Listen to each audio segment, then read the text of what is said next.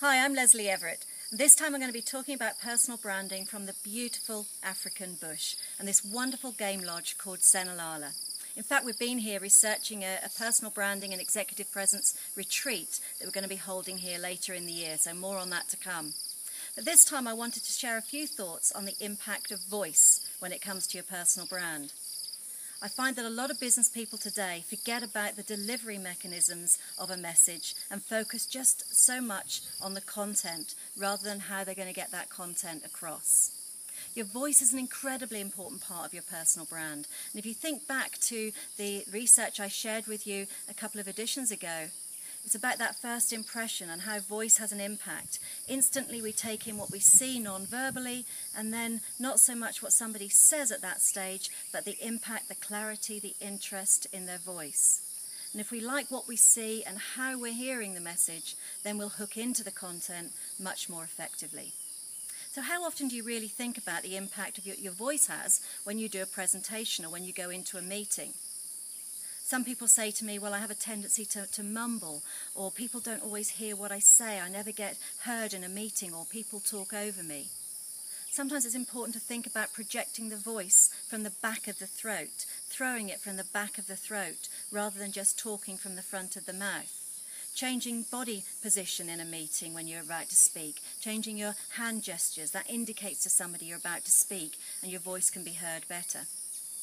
There's a couple of techniques that I use when I'm training people in presentational brand and presentation skills when they think about their voice. One element you can think about is if you imagine a barrister summing up to a jury at the end of a long trial. If you think about the delivery in their voice when they sum up that important message. They have impact, they pause, they don't rush, they emphasize certain key things, and also they're very clear about what their key messages are. And then they use every trick in the book to drive those key messages home. So the first thing with any presentation, of course, is knowing what your key messages are, and how often do you do that?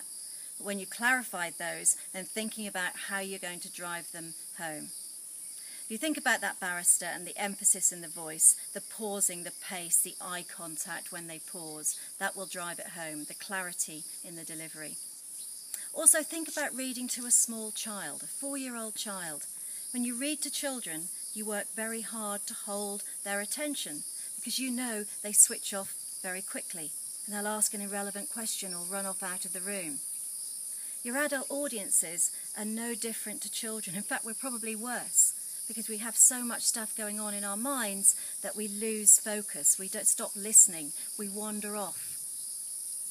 So we're no different to children, yet we work very hard when we're reading to children to get elements of interest and modulation in the voice, in volume changes, emphasis changes, to keep their attention.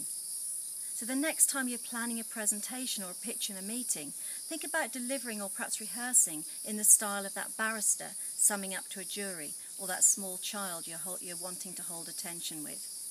The key thing is with voice is to think about it consciously and not let it get in the way of your true message getting across. Finishing off with that topic, I think here in the bush, the sounds of the birds and the animals around just give me a chance to think about voice and sound a little bit more. So I've done these snippets of the 7 big strides slightly out of order. We're going to come back to silent messages next time round. But I hope those tips on voice coming from this most wonderful part of the world have been helpful. See you next time.